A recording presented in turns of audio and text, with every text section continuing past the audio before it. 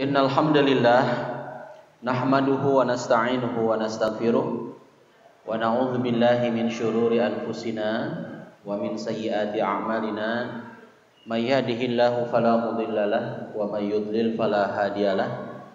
Asyhadu an la ilaha illallah wahdah la syarikalah wa asyhadu anna Muhammadan abduhu wa rasuluh.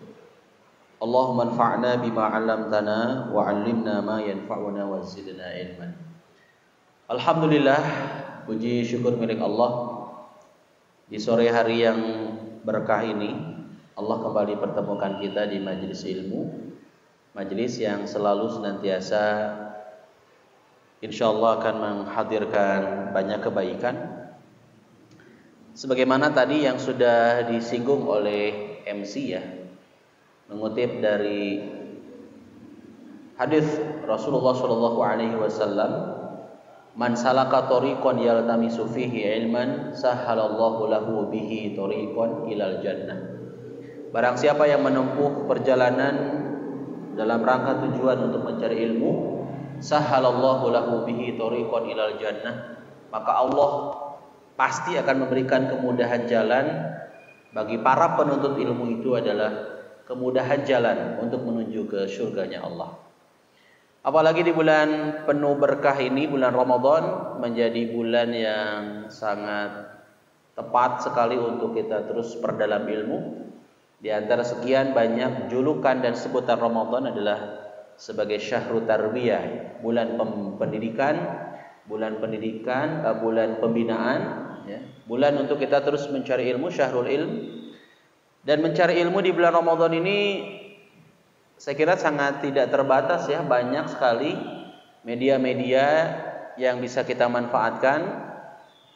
Selain di masjid, kita hadir menyimak langsung tausiah. Kita lihat juga di televisi banyak juga, baik itu jelang berbuka, di waktu sahur, di waktu siang, sore, malam, itu tidak lepas dari yang namanya ilmu. Maka Ramadan juga sering disebut sebagai syahrul dakwah, bulan dakwah.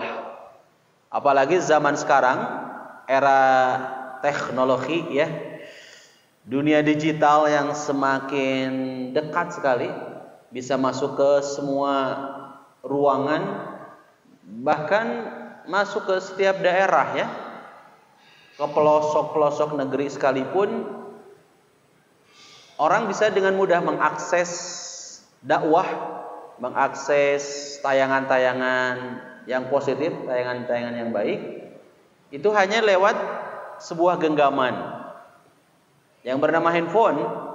Ustadz, kenapa ya kata teteh tuh, kok saya mah meskipun di Bandung sulit ya mencari program-program dakwah di YouTube teh. Pas dicek ternyata kuotanya kosong. Ya kalau kuotanya kosong, jangankan di kampung ya, di kota juga kalau kuota kosong mah teteh baru nyadar karena lagi saum sih baru kenapa dari tadi saya mau kepoin YouTube-nya Pemuda Muhajirin, kok nggak keluar-keluar videonya gitu kan, nggak muncul-muncul. Pas dicek ternyata kuotanya fakir ya, fakir miskin kuota ya. Maka dipastikan teman-teman yang Allah muliakan, ketika mau kepoin YouTube-nya Pemuda Muhajirin ya harus buka ya. Saya juga sama teman-teman lagi ngegarap sebuah program namanya Pergi, Perjalanan Religi. Ya, Pergi itu singkatan perjalanan religi. Setiap hari tayang jam 5 sore. Setiap hari selama bulan Ramadan. Kenapa saya bisa ada di sini? Karena itu taping ya, rekaman. Tayang tiap hari jam 5 sore jelang berbuka, dengan berbagai narasumber, bukan narasumber ya, kan narasumbernya saya ya, dengan berbagai partner, teman-teman dari berbagai kalangan yang nemenin pergi, karena judulnya pergi ya harus pergi. Jadi kita dakwahnya di jalan, memanfaatkan mobil sebagai media untuk dakwah juga ya, karena biasanya ada kalangan-kalangan tertentu yang belum suka untuk datang ke masjid. Jangankan datang ke masjid, mungkin dengar kata masjidnya, Ustaz, nggak dulu deh gitu ya. Apalagi gabung, duduk bareng sama teman-teman, itu ada loh. Tapi kalau mereka kita ajak ngonten bareng, apalagi di mobil, yang dibicarakan adalah dakwah, mereka secara tidak sadar sebetulnya lagi nyimak dakwah juga gitu. Nah, makanya saya dengan kawan-kawan bikin satu konten namanya Perjalanan dari Riji, itu tayang setiap hari di Mabruk TV, YouTube ya, bukan televisi yang di rumah masing-masing, tapi YouTube, Mabruk TV. Tapi sekarang dunia TV juga kan ada yang namanya Smart TV, TV cerdas. Kita nonton tayangan-tayangan biasanya di handphone, dengan Smart TV bisa juga connect ke YouTube. Nah, jadi Masya Allah sekarang dunia akses media sangat luas sekali, maka kita manfaatkan. Gimana ya ngajakin teman-teman yang memang belum dekat sama Allah, belum ya, bukan tidak, belum dekat sama masjid, tapi ketika saya jalanin sudah hampir 5 episode ya. Sekarang Ramadan keberapa ya? Ke-6 ada? Ke-6. Setelah saya jalanin ternyata mereka ada sebetulnya kemauan, keinginan, dan sangat besar sekali kebaikan yang ada, dan memang sudah ada sebuah perubahan ke arah yang lebih baik lagi. Nanti teman-teman bisa nonton ya. Ada dari pemain band, ada dari selebgram, ada YouTuber juga, yang kalau boleh saya mohon maaf sekali kalau ada dari kawan-kawan kemudian pas nonton kaget, Ustadz kenapa bintang tamunya gini?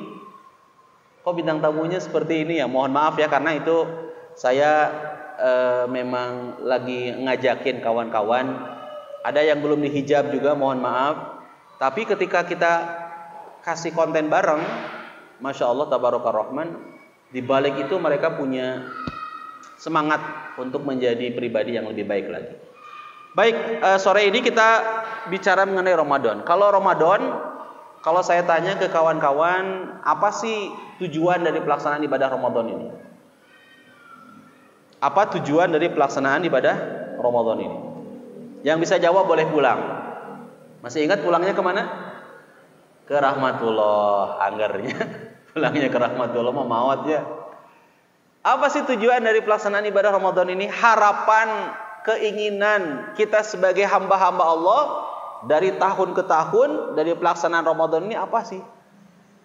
Kalau saya lihat yang di sebelah kiri saya, ini banyaknya masih pada muda ya.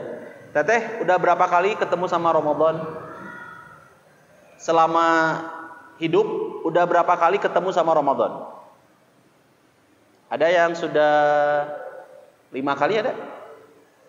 Kalau yang kanan mah jangan ditanya, ini mah udah 20, 30 kali ketemu Ramadan.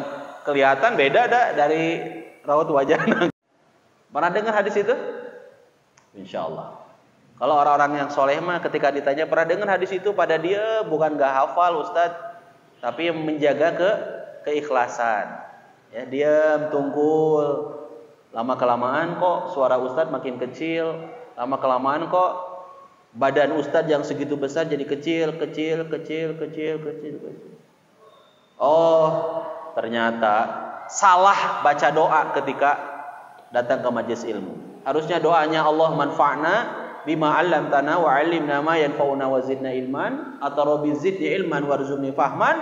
Ini ternyata doanya adalah bismika Allahumma ahya wa amut. Paingan tiap ngaji teh ditanya cicing wae diem aja, ternyata bobo ya. Jadi kalau kita kembali ke hadis ini, insya Allah semua pasti sering dengar. Man shoma ramadhana imanan wa ihtisaban ghufira lahu ma taqaddama min dzanbihi. Barang siapa yang saum Ramadan imanan, landasannya, dasarnya adalah karena keimanan, karena Allah ya. Wahtisaban, dan mengharap ridho Allah, pahala dari Allah. Ghufira lahu ma taqaddama min dzanbihi, maka efeknya adalah Allah akan mengampuni dosa-dosa kita yang telah lalu. Tapi syaratnya harus jelas. Saum yang kita laksanakan itu bukan karena udah jadi tradisi, Ustadz. Kebiasaan saum ya sararaung. Orang tua nyuruh saum, ya saum. Teman-teman nyuruh saum, ya saum. Atau malu masa? Teman-teman, tetangga, keluarga saraum, saya nggak saum. Nah, hati-hati. Niat kita melaksanakan saum bukan karena malu yang lain pada saum, Bukan karena warung tara rutubnya, tara rutub warung. Tempat makan tara rutub. Udah saum jangan. Saum yang kita laksanakan harus imanan, harus karena keimanan, harus karena Allah, niatnya harus jelas. Niat, apa sih niat? Niat itu adalah qasdu syai'i muqtaranan bi fi'lihi wa mahalluha al-qalbu. Niat itu adalah bermaksud terhadap sesuatu muqtaranan bi fi'lihi yang disertai dengan perbuatan. Wa mahalluha al-qalbu, dan tempat niat itu adalah dalam hati. Gimana kalau ada orang yang berkeinginan melakukan sesuatu tapi pelaksanaannya itu tidak langsung, lama. Misalkan ada orang yang hari ini berkata, teteh, aku hari ini mau ke Jakarta. Aku mau ke Jakarta. Tapi baru rencana aja. Ketika ditanya ke Jakarta mau apa? Ya kalau sekarang mungkin ada kerjaan ya. Contohnya jangan mudik, karena mudik nggak boleh. Pulang kampung juga nggak boleh ya. Sementara selama masih pandemi ya. Mudah-mudahan kalau udah selesai pandemi boleh mudik lagi, boleh pulang kampung lagi. Ini ada orang yang mau ke Jakarta dalam rangka kerjaan, pasti tanya kapan? Nanti bulan Mei. Nah, kalau seseorang mau ke Jakarta bulan Mei, itu namanya sebetulnya bukan niat, tapi azam, baru tekad. Ya, bertekad.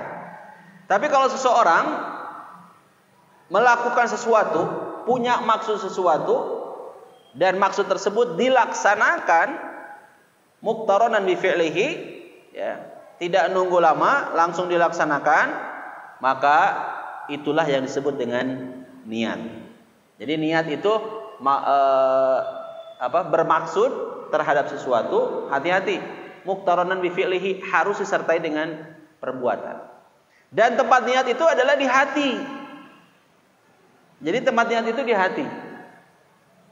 Ya, makanya kalau kita baca teman-teman di banyak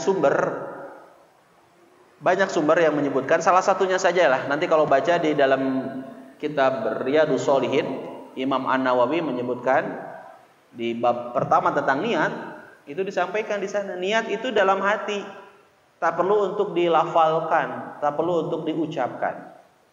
Kan ada orang yang beralasan melafazkan niat, menyebutkan niat, mengikrarkan niat itu karena biar ngebantu hati katanya. Pertanyaannya adalah, lisan yang membantu hati atau hati yang membantu lisan? Halo? Akang, teteh? Jawab atuh udah lain jumaahan. Mun jumaahan entong ngajawab, dan nggak ada sesi tanya jawab jumaahan namanya. Ini teh yang bener, lisan yang ngebantu hati atau hati yang ngebantu lisan? Mana yang betul? Ya, ahwat dulu, sini Kang Nanang ahwat dulu ya. Masya Allah, ini remaja-remajanya nih. Lisan yang ngebantu hati atau hati yang ngebantu lisan? Sok. Yang bisa jawab nanti dapat tajil gratis. Jadi mana teh yang betul? Lisan yang ngebantu hati atau hati justru yang ngebantu lisan? Apa? Yang kedua, hati yang ngebantu lisan. Nah, sekarang kita tanya yang ikhwan ya. Barangkali kan beda jawaban. Alhamdulillah lightingna caang ti tadi ngantos santainya. Saboros poek tina ieu tina kamera. Sayang kan kalau gelap mah, saya sudah make up 2 jam di belakang make up gitu ya. Sayang dong kalau gelap mahnya. Ikhwan, hati yang ngebantu lisan atau lisan yang ngebantu apa? Hati yang ngebantu lisan atau lisan yang ngebantu hati? Ikhwan, ada senior juga bapak-bapak. Hati yang ngebantu lisan atau lisan yang ngebantu hati? Ustaz liur nanya teh jawabnya ku Ustaz. Lisan yang ngebantu hati atau hati yang ngebantu lisan? Halo? 2. Hati yang ngebantu lisan. Ya, 2. Berarti nurutan dah teh. Nurutan siaan, nurutan nih. Idem namanya. Kopas, copy paste.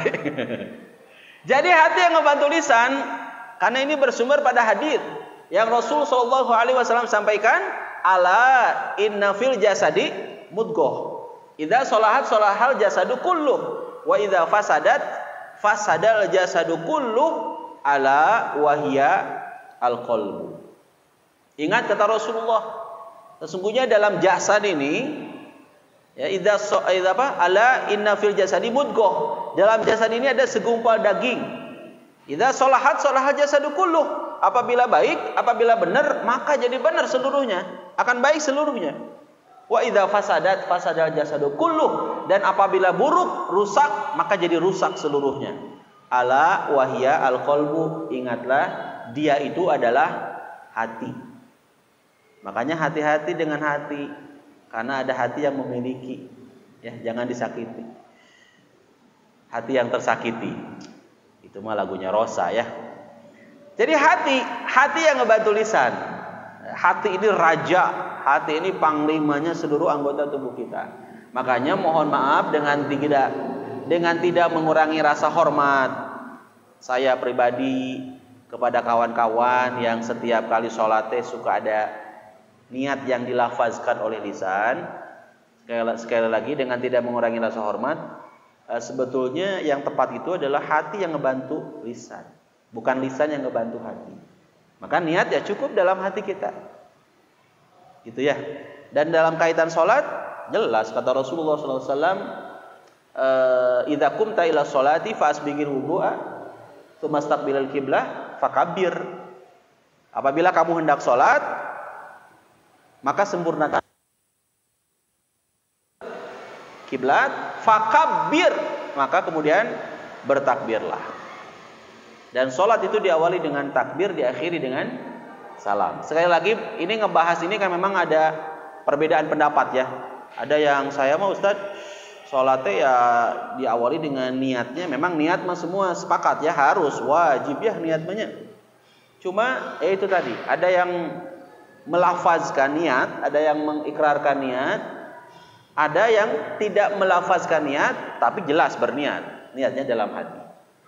Gitu ya. Jadi sampai mana ini? Sampai niat, baru niat. Jadi ketika seseorang berniat saum ini karena Allah, saya mah saum udah karena Allah, jelas, lurus, ikhlas. Ya, dan ikhlas ini jelas juga kata Syekh Al-Munajjid mengutip dari pernyataan Ibnu Qayyim Al-Jauziyah, ikhlas itu adalah motivasi diri dalam beramal murni semata-mata karena Allah, enggak ada tujuan apapun. Enggak ada tujuan. Adik, hati-hati loh. Ada orang yang saum itu niatannya apa? Biar badannya biar gini nih, biar langsing Ustaz, langsing kayak gitar, kayak biola. Kalau kayak biola mah gendut tengah nangungku no langsingnya. Biar langsing Ustaz, saya mah saum teh. Atau biar hemat uang nih, lagi corona gini biar ngehemat uang, saya mah mau saum. Nah, hati-hati. Ketika niatan saum teh pengen langsing, pengen diet, pengen hemat uang, maka saumnya sayang. Capek gawe teka pake kita udah berlala-lala saum, tapi ternyata kelak di akhirat kita nggak dapet imbalan, bahkan nggak dapat ampunan kan? Karena orang yang saumnya benar mah harus imanan wahtisaban, harus karena keimanan dan mengharap ridha Allah, mengharapkan pahala dari Allah. Maka kalau sudah benar tujuannya, ghufirallahu ma taqaddama min dzanbi, Allah pasti akan mengampuni dosa-dosa kita yang telah lalu. Dan ini harapan kita kan? Harapan dari pelaksanaan saum Ramadan teh biar Allah ngampuni kita atas setiap kesalahan dosa-dosa yang kita lakukan. Yang kedua, hadisnya juga yang kedua ini mengingatkan kita. Ternyata pelaksanaan ibadah Ramadan ini bukan hanya saumnya saja.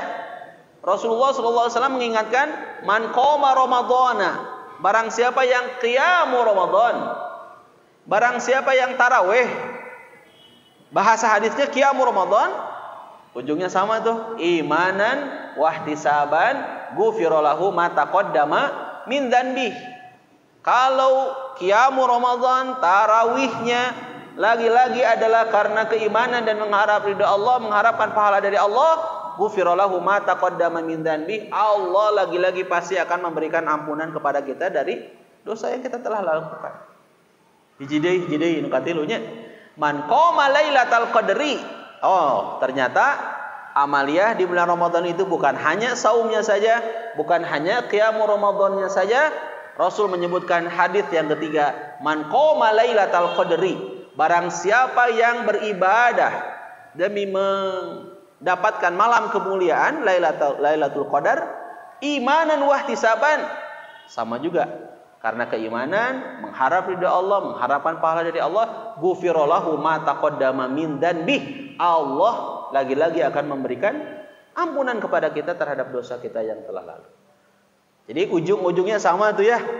Man shoma ramadhana, man qoma ramadhana, man qoma lailatul qadri, ujung-ujungnya sama. Imanan wahtisaban, ghufirallahu ma taqaddama min dzanbi. Kita teh pengen banget Allah tuh ngemaafin atas segala dosa kita.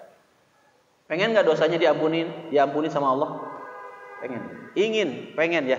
Ingin dan pengen. Ingin bahasa resminya ya, ingin ya. Tapi waktu saya ngonten di YouTube itu yang program pergi perjalanan dari Ricci, Ustadz bahasanya jangan resmi banget ya, karena menyesuaikan bintang tamu juga, menyesuaikan konten, akhirnya ingin tuh jadi pengen ya.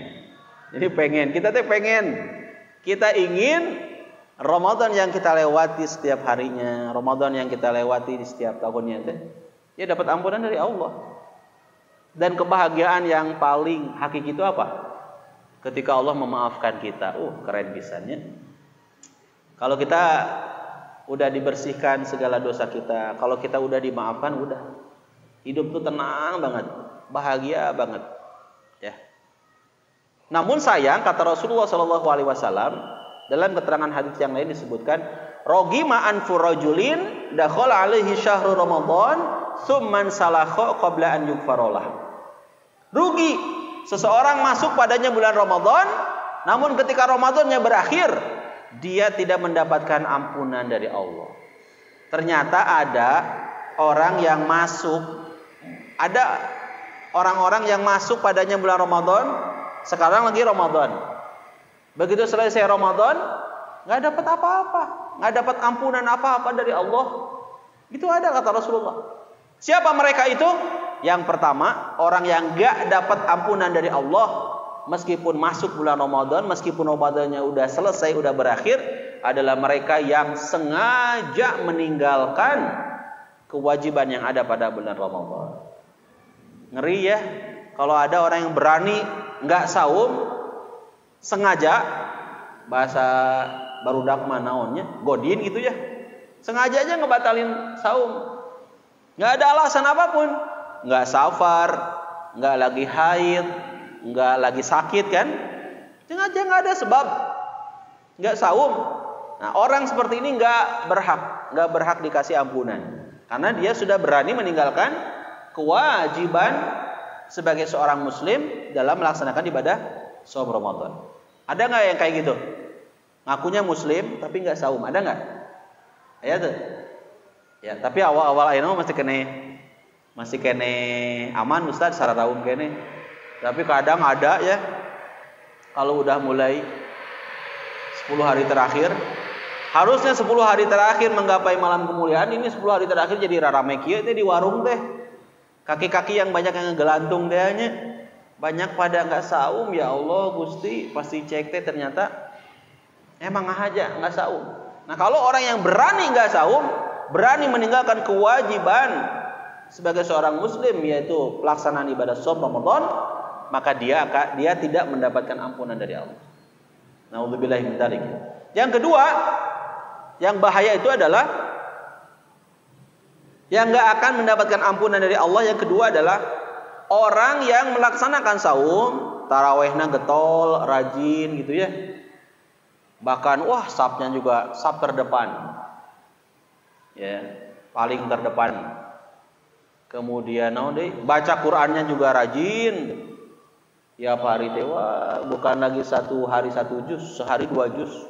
Karena ngejar 15 hari khotam. Sedekahna kumaha? Rajin banget. Tapi yang disayangkan apa? Getolnya, semangatnya, rajinnya itu hanya di bulan Ramadan saja. Ba'da Ramadan, selesai Ramadan, amalia-amalia yang dilakukan keren banget di bulan Ramadan itu kemudian ditinggalkan.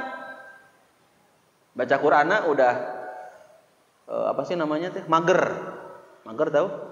Malas gerak, malas bawa Qur'annya. Kan itu teteh di handphone ada Qur'an. Malas nih lagi nanggung, lagi nge-WA teman gitu. Ada aja alasannya ya.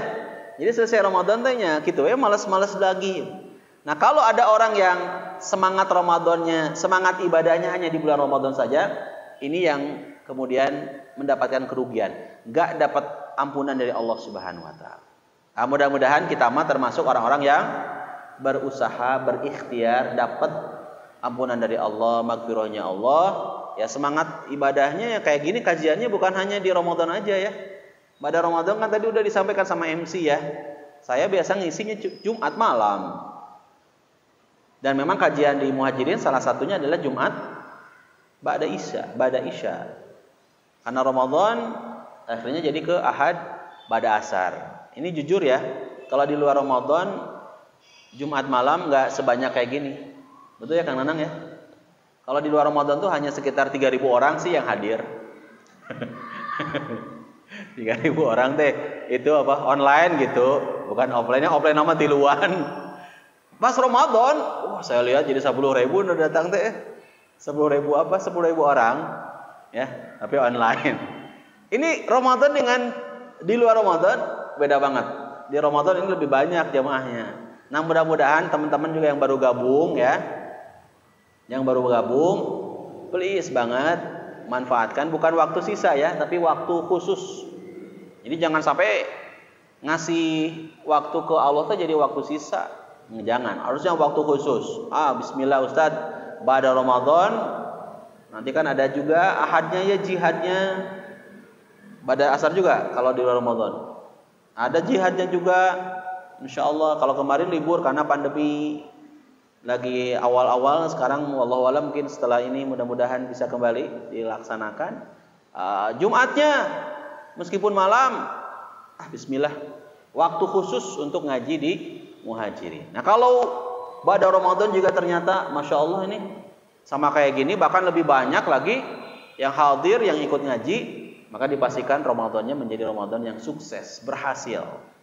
Ya, ampunan yang Allah akan berikan juga pasti akan dapat. Kenapa? Karena semangatnya bukan hanya di 1 bulan Ramadan saja.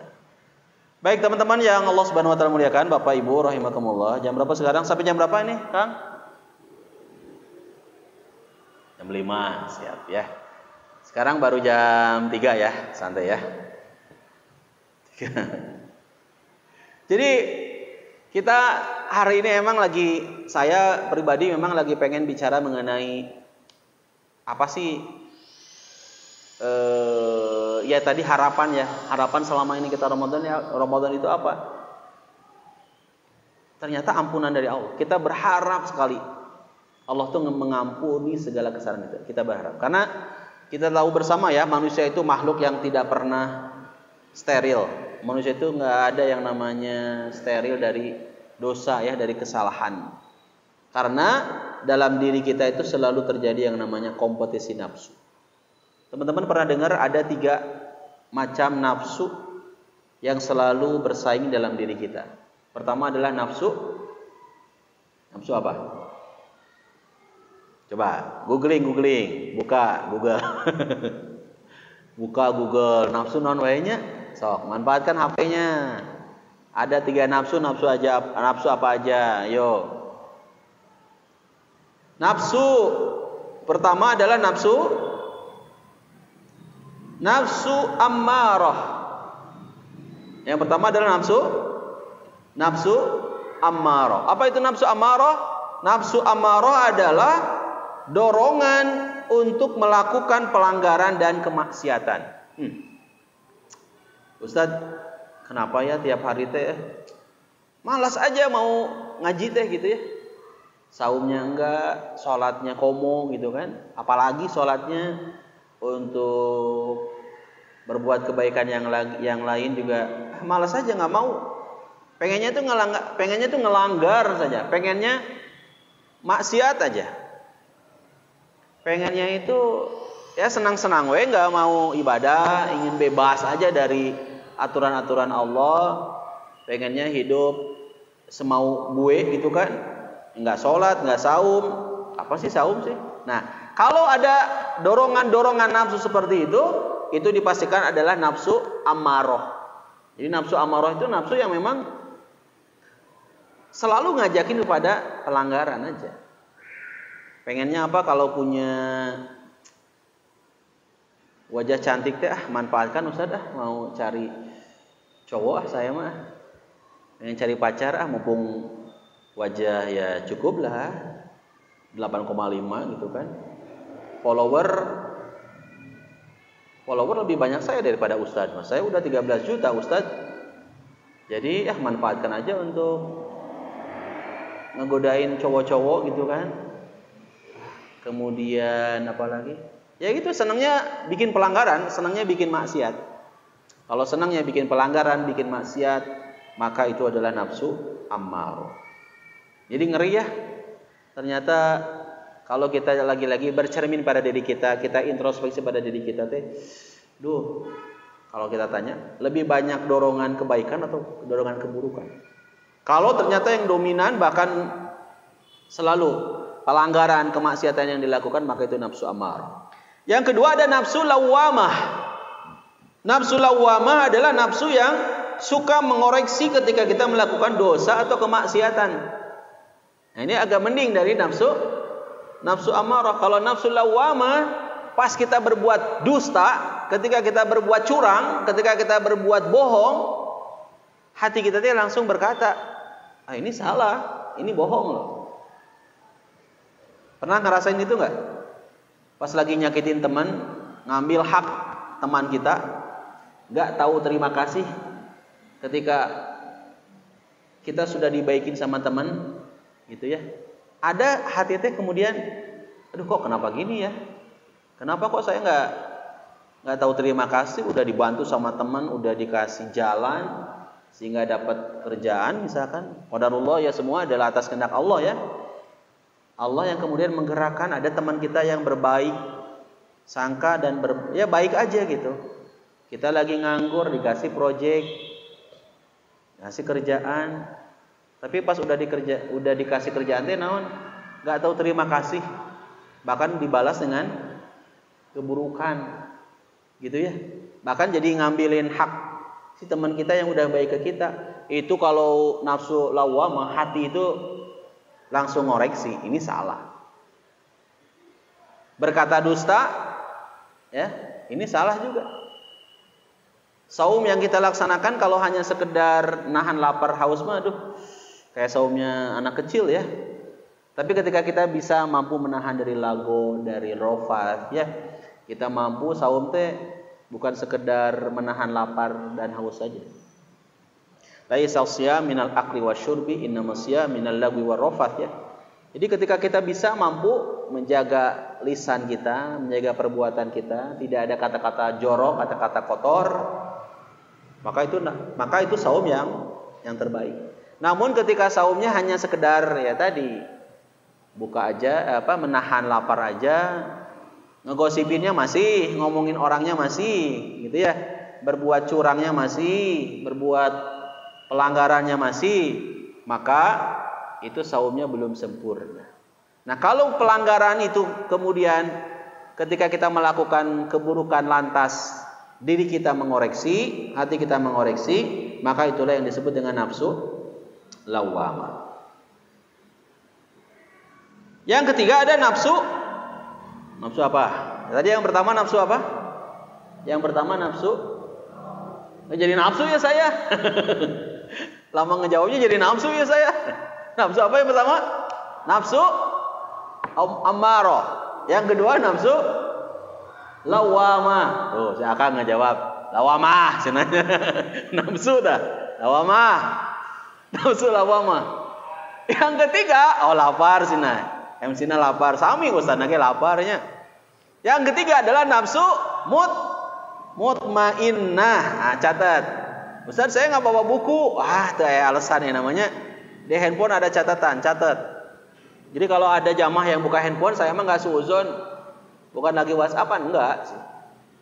Ya, tapi lagi buka Instagram. Ya. Ya, buka catatannya di handphone, catat dah. Kita mah enggak kayak Imam Asy-Syafi'i nya, kuat hafalan ya. Ya, kita mah masih lemah hafalan lah, suul hifdinya. Makanya setiap materi-materi yang disampaikan itu dicatat. Satu waktu barangkali perlu dan memang butuh untuk di-share kembali ya, share lagi. Tadi yang pertama nafsu ammarah, kedua nafsu lawamah, ketiga nafsu mutmainnah. Apa itu nafsu mutmainnah? Nafsul mutmainnah atau nafsu mutmainnah adalah dorongan untuk berbuat kebaikan. Pengennya itu selalu berbuat baik. Kayak pemuda muhajirin tuh, ada program 3.000 tajil ya. Tuh, jadi tiap jelang azan maghrib teh disimpan. Wes cenah Ustaz, si ini teh apa? Air, isinya tuh macam-macam lah ya. Buat orang yang lalu lalang tuh berbuka, simpan meja gitu ya Kang Nanang ya, tinggal ngambil itu free, gratis. Mejanan gratis. Masya Allah, sedang berbuat baik. Dan teman-teman pemuda ini, kalau dari sisi modal Ustaz, kita belum punya. Tapi kita manfaatkan link-link yang ada, kenalan-kenalan yang ada, ngajakin orang berbuat baik, kan dapat kebaikan ya. Ayo atuh, barangkali mau nih donasi, kan ada transfer nomor rekeningnya ini ya. Kalau saya baca di poster nama dah, keren pisan ya, luar biasa, ini patut dicontoh ya. Nafsul mutmainnah ini ya. Tuh, open donasi, share 3.000 iftar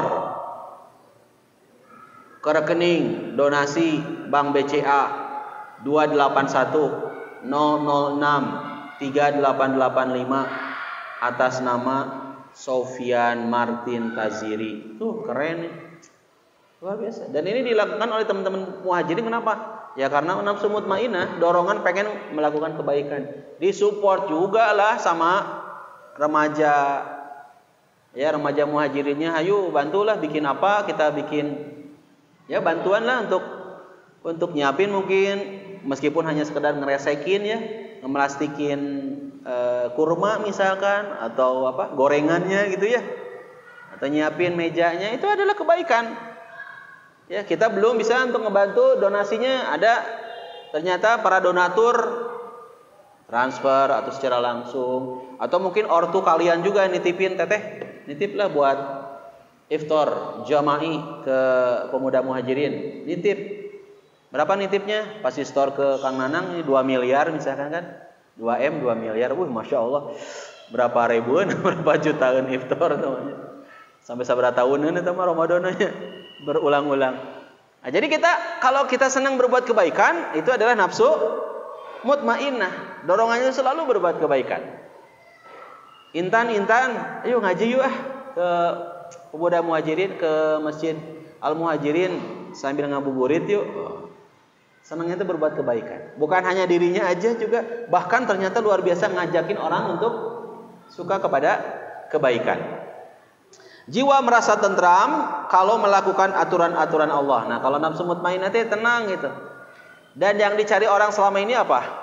Ketenangan hidup, ketentraman hidup. Banyak orang yang kaya tapi hidupnya nggak tenang. Karena ternyata ketenangan itu bukan dari kekayaannya. Ketenangan itu ketika kita ya kenal sama Allah, dekat sama Allah, dekat sama Rasulnya, dekat sama kitab Allah, Al-Quran dan Sunnahnya, senang melakukan kebaikan. Kalau orang sudah senang melakukan kebaikan, maka pasti dia akan tenang. Dan yang dicari oleh orang itu ya ketenangan, kebahagiaan. Sekarang ngapain atuh? Punya rumah mewah, megah, mobilnya juga yang di atasnya bisa dibuka, ya paraannya, ada atapnya tuh tinggal ditekan, tit, keluar. Apa? Kita bisa lihat langit langsung ya, mobil-mobil mewah mahnya. Tapi itu semua ternyata nggak buat ketenangan, ngapain gitu ya? Lebih baik kita punya mobil yang megah, mobil yang mewah, rumah yang megah. 3 rumah sih di Setara Duta, kemudian gede-gede, tapi kita tenang. Pilih yang mana? Pilih yang rumah megah, mobil mewah nggak tenang, atau rumah megah, mobil mewah tenang? Pinginnya yang sempurna. Pinginnya yang keduanya harta ada, tenang. Nah, gimana ketenangan itu ketika Allah titipkan kita ke harta? Ya itu tadi. Nafsu mutmainah, dorongannya senang berbuat kebaikan aja. Dan dakwah bisa dengan berbagai cara ya. Ada yang dakwahnya dengan harta, nitipin untuk sedekahnya. Ada yang dakwahnya dengan tenaga. Nah, kawan-kawan di pemuda muhajirin, ada yang dakwahnya itu dengan pemikiran, bikin apa ya, program apa di bulan Ramadan ya. Ada yang usul gimana kita buat lomba azan, mungkin ya lomba apalah, cerdas cermat, bikin apa Ustaz, sanlat, pesantren kilat, macam-macam. Dan itu adalah bagian dari dakwah juga.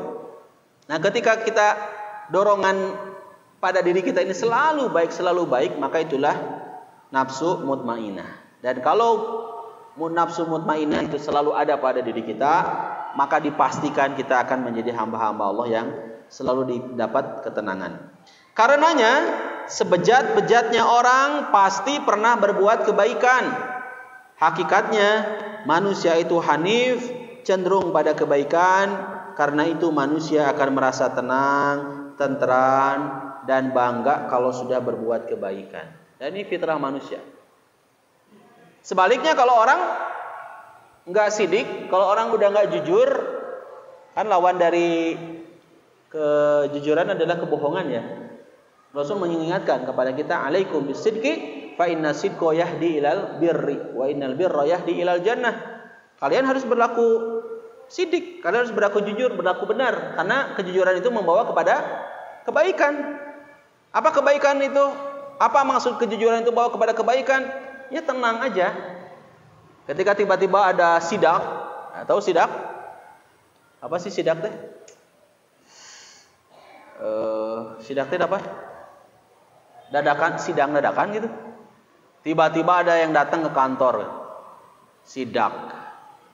Kalau kitanya jujur mah santai we, ditanya sama bos juga, ditanya sama pimpinan kita. Ya, tuti. Coba lihat pembukuan untuk bulan ini, setorkan ya. Ini Pak Bos. Pak Bos jadi ingat acara Raffi Ahmad, Pak Bos. Oke, Bos. Pak Bos ya. Ini Pak Bos. Pasti cek. Kemudian ditanya ya, kok ini datanya beda sama yang ini? Karena jujur, nggak ada kemudian keraguan-raguan dalam menjawab. Jujur ya, nggak jawab nage sesuai dengan keadaan. Iya kan Pak Bos dulu pinjam uang, pakai uang perusahaan waktu pergi ke Jakarta. Ini kwitansinya, ini buktinya. Jelas, dan orang yang jujur itu santai, bukan tenang gitu. Betul ya kata Rasulnya, kalau orang jujur tuh bawa kebaikan. Tapi kalau curang, kalau kitanya berbuat buruk, berbuat dusta, wah, Pak Imam, kemana ini dana 3M? Dari di data kok nggak ada. Baru makan apa? Baru makan mie kocok. Apa ya? Bingung ya, banyak ya. Tapi kalau kitanya jujur, kitanya benar, Pak Imam, ini kemana ya uang 3 miliar? Ini Pak, kan Bapak donasi ke Masjid Muhajirin 3 miliar ngebangun masjid. Oh iya lupa saya. Pasti kalau kejujuran, kalau orang jujur, maka ada tagline ya, jujur itu hebat. Tagline KPK itu, jujur itu hebat. Kalau kitanya jujur udah tenang, pasti baik. Wa innal birra yahdi ilal jannah, dan kebaikan itu pasti menuju kepada surga. Tapi sebaliknya kalau kitanya apa lawannya teh? Fujur ya. Kalau kitanya enggak jujur, kalau kitanya dusta, kalau kitanya ngebohong, pasti bawa kepada kebinasaan. Dan kebinasaan itu membawa orang kepada neraka. Maka kawan-kawan, teman-teman, ayolah kita sama-sama ya untuk jadi orang yang baik, ya, untuk jadi orang yang baik, untuk selalu beramal soleh, agar kita mendapatkan ketenangan. Kalau tidak melakukan kebaikan, maka yang terjadi adalah kita akan gelisah dan menyesal bila melakukan pelanggaran dan dosa. Nah, ketiga macam nafsu ini, amarah, lawamah, dan mutmainah, selalu bersaing. Apabila nafsu mutmainah memenangkan persaingan, akan lahir perbuatan baik. Kalau nafsu amarah yang menang, kalau nafsu yang senangnya ngajakin pelanggaran kemaksiatan yang ternyata lebih dominan, apa yang terjadi? Akan lahirlah perbuatan dosa. Keinginan untuk bertaubat sesungguhnya lahir saat nafsu mutmainah mendominasi kita. Karenanya Allah membuka pintu taubatnya selama 24 jam bagi siapa saja yang mau bertaubat kepada Allah. Tuh, jelas ya. Jadi kalau nafsu mutmainahnya udah dominan, udah cenderung enak, nyaman. Abu Musa Abdullah bin Qais al-Ash'ari radhiyallahu anhu berkata, Nabi SAW bersabda, sesungguhnya Allah Subhanahu wa taala membuka pintu maafnya pada waktu malam untuk memberi kesempatan taubat pada orang yang berbuat dosa pada siang hari, dan Allah membuka pintu maafnya pada waktu siang untuk memberi kesempatan taubat pada orang yang berbuat dosa di malam hari hingga matahari terbit dari barat. Hadisnya riwayat Muslim. Dan ada doa ya, doa taubat. Ini teman-teman bisa buka surat Al-A'raf ayat 23. Pasti semua sudah hafal ya. Al-A'raf surat ke-7. Kalau yang ada mushaf, buka tuh mushafnya. Kalau nggak ada, handphonenya manfaatkan. Al-A'raf surat 7 ayat 23. Pasti buka teh. Ustaz, ini mah saya hafal. Dan insya Allah selalu dibaca ya, selalu diamalkan oleh kita. Rabbana zalamna anfusana wa illam taghfir lana wa tarhamna. Rabbana zalamna anfusana wa illam taghfir lana wa tarhamna lanakunanna minal khasirin. Nah, ini doa taubat. Rabbana zalamna, ya Allah ya Tuhan kami telah menganiaya diri kami, menzalimi diri kami, wa illam taghfir lana, dan jika Engkau tidak mengampuni kami, wa tarhamna, dan tidak memberikan rahmat kepada kami, lanakunanna minal khasirin, dipastikan kami menjadi orang-orang yang rugi. Ya, yang belum hafal, teman-teman boleh dihafalkan ya. Wajib hafal nih. Doa agar kita diampuni dosa kita. Doa taubat judulnya ya. Ada juga dalam keterangan hadis riwayat Bukhari dan Muslim, redaksinya adalah Allahumma inni wa la yaghfiru dzunuba illa anta faghfirli maghfiratan min indika warhamni innaka antal ghafurur rahim. Ya Allah, aku telah banyak berbuat zalim terhadap diriku sendiri dan tidak ada yang dapat mengampuni dosa kecuali Engkau. Maka curahkanlah ampunan dan belas kasih kepadaku dari sisimu. Sungguh Engkau Maha Pengampun lagi Maha Penyayang.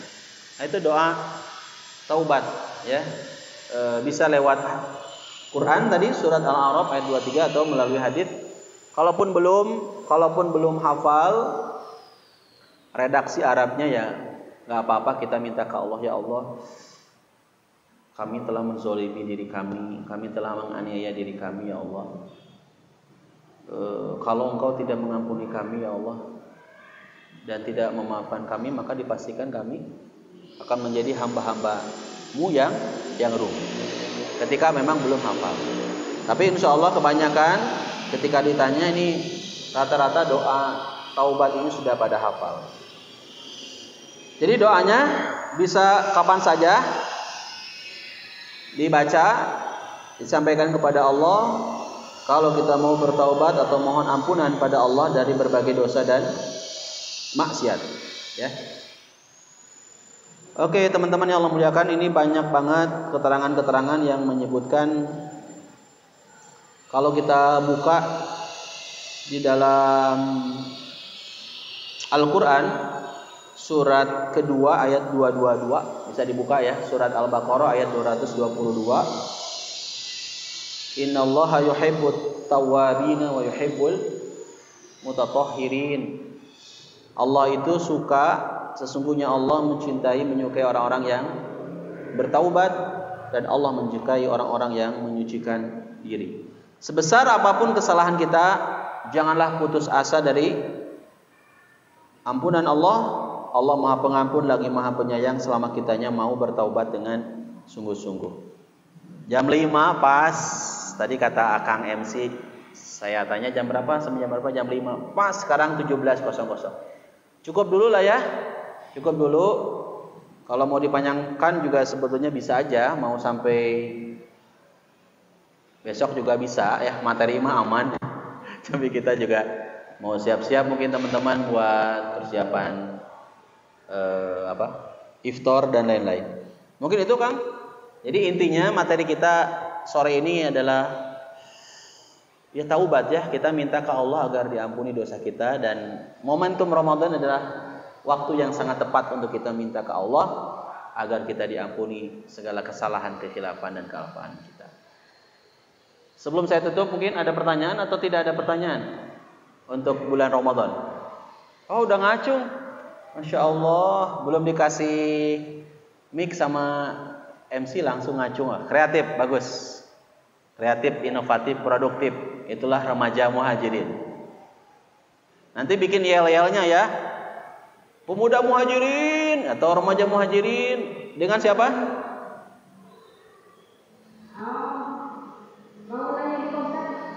Dengan siapa? Ibu ini ibu-ibu ya? Ibu siapa, Bu? Teteh? Waalaikumsalam warahmatullahi wabarakatuh. Ibu Dina. Dari mana Bu Dina? Oh, jauh banget. Dari Cijerah. Saya dari Bale Endah, dekat loh. Gimana Bu Dina?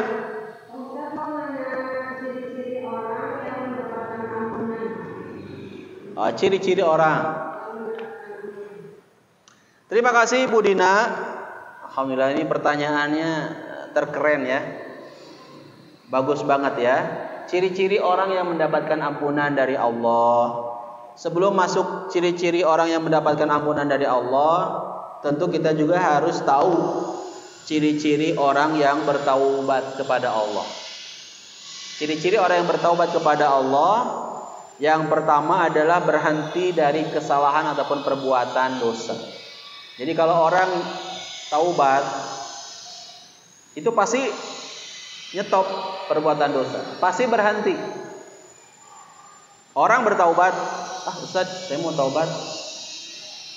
Kalau dia nggak berhenti, bukan taubat. Tapi kalau dia berhenti, stop dari perbuatan dosa itu, maka dia taubat. Apakah cukup hanya berhenti dari kesalahan, dari perbuatan dosa itu? Oh enggak, harus yang kedua. Ciri dari orang yang taubat itu adalah tidak mengulangi lagi perbuatan dosa. Juga adanya an-nadamah, adanya penyesalan, nyesel banget.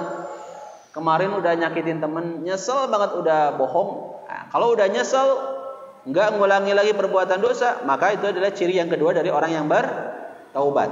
Dan ciri orang yang bertobat yang ketiga adalah recovery, atau melakukan pemulihan dengan meningkatkan berbagai amal soleh. Hari-hari yang dilewatinya diisi aja dengan amal soleh. Dosanya udah stop, kemudian udah ada penyesalan, dan juga nggak mau ngulangi lagi, benar-benar benci, geleh lah, nggak suka dengan perbuatan dosa. Yang ketiga adalah harus melakukan pemulihan dengan melakukan amal soleh. Itu ciri orang yang taubat. Nah, yang berikutnya dari pertanyaan Ibu Dina adalah apa ciri orang yang udah mendapatkan taubat ya. Orang-orang yang bertobat itu mereka pasti akan dapat ketenangan, hidupnya akan tenang. Dan yang keren Allah akan ampuni dosa-dosa orang-orang yang bertaubat. Allah pasti akan ampuni. Jadi kita nggak boleh juga berputus asa. Kira-kira Allah maafin nggak ya kesalahan saya? Kesalahannya besar, dosanya sangat besar. Sebesar apapun dosa, kalau kitanya mau kembali kepada Allah, mau taubat kepada Allah, maka Allah pasti akan memaafkan. Dan ketika orang tersebut taubat, apa yang terasa? Hidupnya tenang. Bukan akhirat saja, dunia juga tenang. Tenang, diberi kebahagiaan, diberi kenyamanan hidup. Nah, itu adalah hal yang saya kira barang mahal ya zaman sekarang. Tadi saya sebutkan banyak orang yang mencari ketenangan hidup, ternyata ketenangan hidup itu adalah dengan taubat kita kepada Allah. Kalau taubat kepada Allah maka hidup juga akan nyaman. Itu barangkali wallahu a'lam bishawab mengenai pertanyaan tadi kurang jelas atau mungkin ada yang lain yang mau ditanyakan, boleh.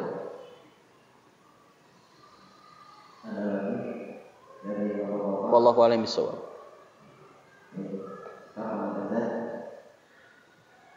Siapa? Oh, cekap ya. Cekap kita bagi-bagi waktunya untuk persiapan juga iftar ya. Mudah-mudahan apa yang dipapar disampaikan bermanfaat buat teman-teman yang belum follow Instagramnya Pemuda Muhajirin, segera ya.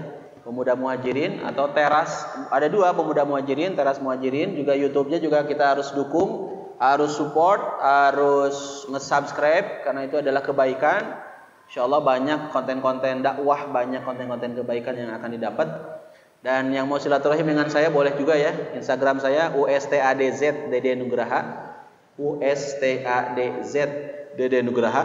Kita bisa silaturahim juga di dunia maya. Barangkali mau sharing, mau tanya jawab boleh ya dengan senang hati. Semoga bermanfaat buat kita semua ya insyaallah. Terima kasih, itu saja yang bisa disampaikan, dipaparkan. Mohon maaf lahir batin. Semoga Allah memaafkan segala kesalahan, kealfaan, kekhilafan dan dosa-dosa kita. Dan Allah menjadikan kita menjadi manusia-manusia yang bertakwa. Dan ciri-ciri orang yang bertakwa itu adalah diampuni segala kesalahan kita.